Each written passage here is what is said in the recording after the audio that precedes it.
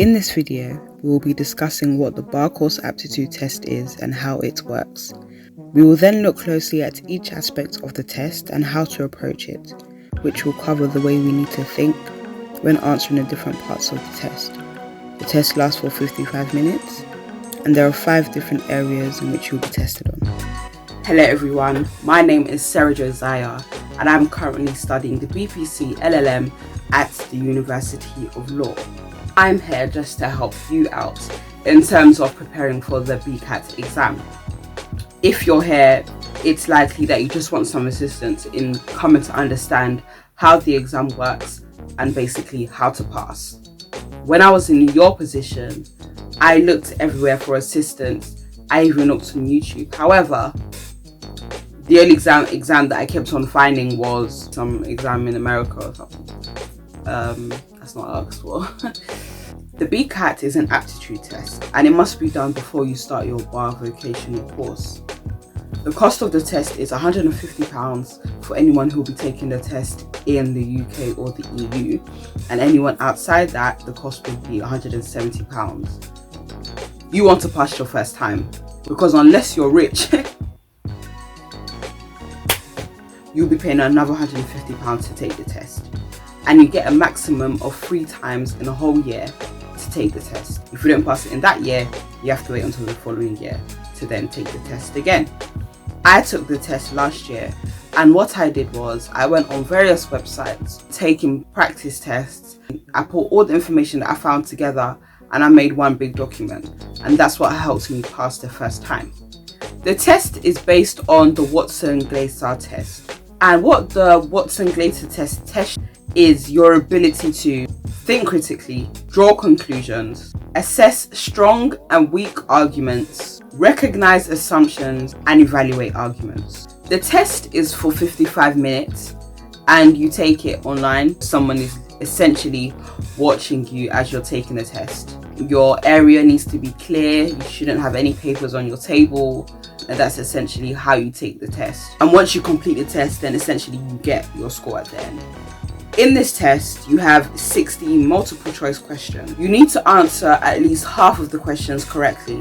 In the BCAT, there are 5 types of questions: inference, recognition of assumptions, deduction, interpretation, and evaluation of arguments. Inferences. When you talk about inferences, you talk about the conclusions that could be drawn from those stated facts. So the question is based on one statement. You need to assume that all the statements are true. You can't use outside knowledge to inform your answer. You must examine each inference separately. A good idea is also to look for keywords in the text, and you need to weigh probabilities logically.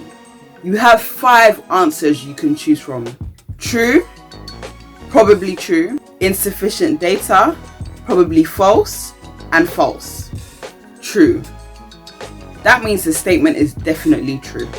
There's no questions. It follows beyond a reasonable doubt from the statement of facts. Probably true. You're looking at the facts that are given. In those facts that are given, it is more likely true than false. Insufficient data.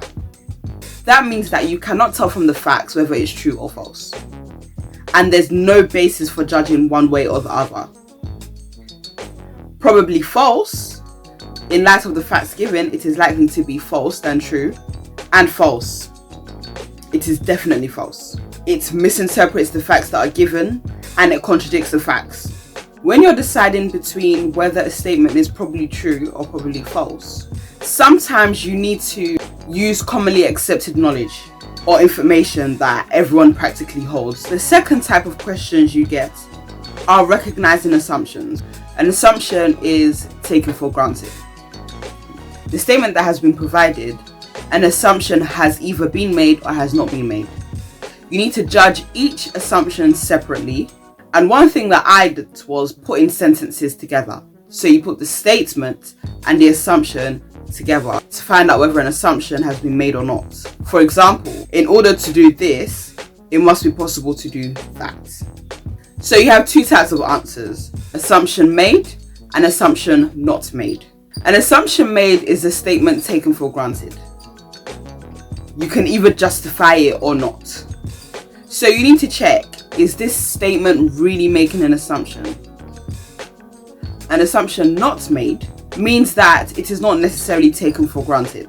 An example is that the assumption has not been made in a statement at all, or it has nothing, it's completely irrelevant to the statement provided. The third part of the test is deduction. It holds the same logic as recognizing assumptions. You cannot let your opinions or how you prejudge influence your judgment. A conclusion cannot be made an assumption. You need to consider the statements as true without any exception. And you need to check, does the passage follow proposed conclusions? You need to stick to the given statement. And you need to judge each conclusion as to whether it necessarily follows what's being provided. Another trick you need to remember is, when the word some is used in any statement, an indefinite part or a quantity of a class of things, at least a portion, at least one, possibly more, perhaps all. So you can imagine, some could mean all. There are two types of answers here. Conclusion follows, conclusion does not follow. If a conclusion follows, it means it necessarily follows the statement. If a conclusion does not follow, it means it does not necessarily follow the statement, even if you believe it's true from your own general knowledge. If you cannot tell from the statement, that means the conclusion does not follow. The fourth part of the test is interpretation. You need to assume everything in a passage is true. You need to understand the significance of each piece of information, and you need to apply it logically. You need to judge whether or not the proposed conclusion logically follows beyond a reasonable doubt. You would have a short paragraph and several conclusions. You need to judge each conclusion independently. So there are two types of questions here again. Conclusion follows, conclusion does not follow. Conclusion follows, so proposed conclusion follows beyond reasonable doubt, even though it may not follow absolutely or necessarily. And a conclusion does not follow means it does not follow beyond a reasonable doubt from the facts that have been given. And there's no information relating to that topic at all. And then the last test is an evaluation of arguments. You need to disregard your personal opinion. Simple. And think logically. Think logically. Think logically. You need to regard each argument as true, and you need to assess whether or not you can distinguish strong arguments from weak arguments. You need to judge each one separately. You need to evaluate how well it supports the side of the questions indicated.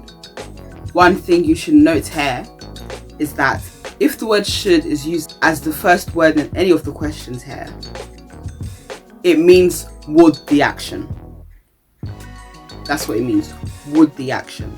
So I did a two-step with any should question. And that is, 1, is it a should question? If it is it relevant? So there are two types of answers, argument strong, argument weak. When you want to refer to argument strong, it must be important and directly related to the question. Argument weak, it is not directly related to the question, even if it's important in the world. If it's not directly related to the statement, then the argument is weak. The answer may have a minor importance to the statement, and then the conclusion does not follow. I tried to make it as brief as possible. Please let me know in the comments if this has helped you or not. It may be better to understand this if you've done at least one practice question, then you can kind of get the flow of things. But me just saying it and you not looking at any practice questions, you need to practice, keep practicing, so you don't have to keep forking out £150, because you can go use that to buy something of importance or something else. Still have a whole course to pay for. Come on, save your money. But yeah, I hope that's really helped.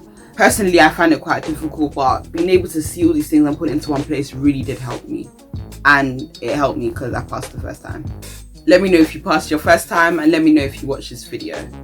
Please like, share and subscribe, because you don't know who else you can help, and you're helping me also. Good luck with your exams. Bye.